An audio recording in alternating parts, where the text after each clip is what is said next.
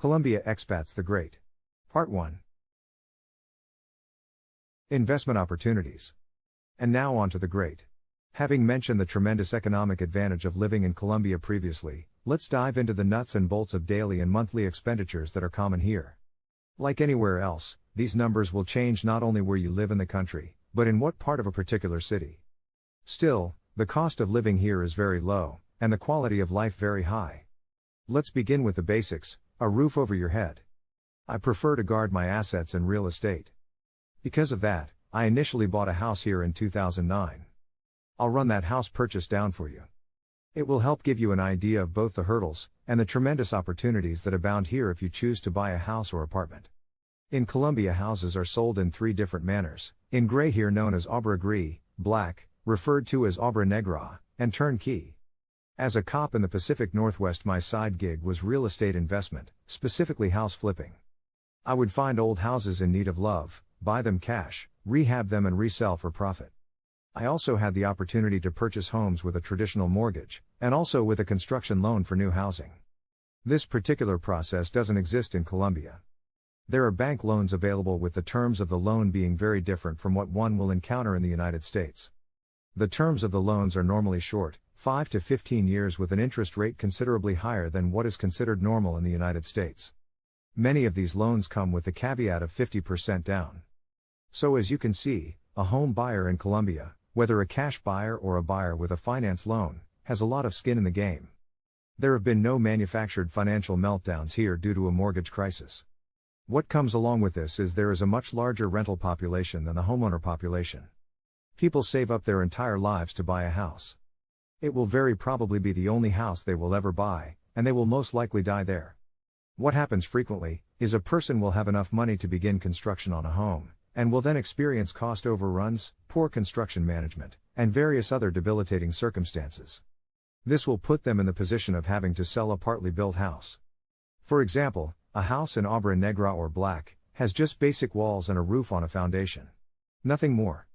A house in obra gris, or gray, is one where the building is completed to the point: flooring, windows and doors, kitchen, bathrooms, and fixtures such as closets will be needed. The wiring will be in, but there will be no electrical fixtures. The plumbing will be stubbed in, but the bathrooms, kitchens, and washing machine plumbing access will all have to be finished.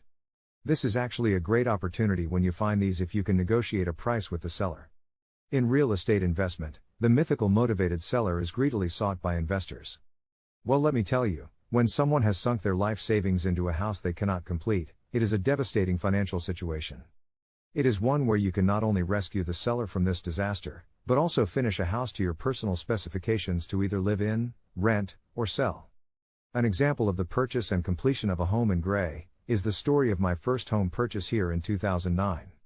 Like many things in Colombia, the backstory is far more interesting than the motivated seller himself.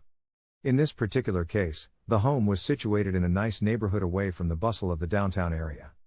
The neighborhood was quiet, safe, and had small shops, stores, and restaurants nearby. This construction project began with a professional builder. He had this house and an empty lot next door that he needed to liquidate for cash so he could utilize that capital in a project he already had underway about 6 hours away. The backstory of this purchase reads like a soap opera. The buyer wanted to purchase the house for his father.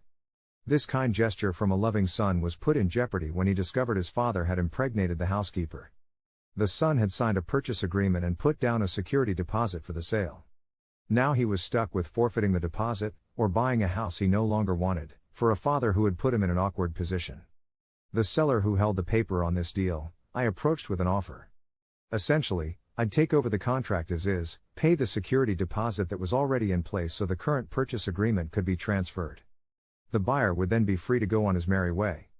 I had done several of these kinds of deals in the States, but this was a foreign concept to my Colombian seller. Both he and the potential buyer thought I may have been up to some kind of shenanigans, so I canceled the deal. As luck would have it, an identical house backed up to the house we just tried to buy and was in gray. I put down a deposit on the house and a purchase and sale agreement was initiated. Although there are real estate agents here, there are no title companies to act as a third-party agent that have a fiduciary responsibility. Most deals are done directly between buyer and seller, and it is easy to get ripped off. The most common problem I've encountered is up to 14 different family members on the title as owners. What we would call a cloud on the title. I have always used the services of a real estate attorney, what we would call a closing attorney in the States. It has worked out pretty much okay. Stay tuned for part 2, where I break this purchase down, along with all the pitfalls for you to avoid. Hope you enjoyed the video. Please like and subscribe. See you soon.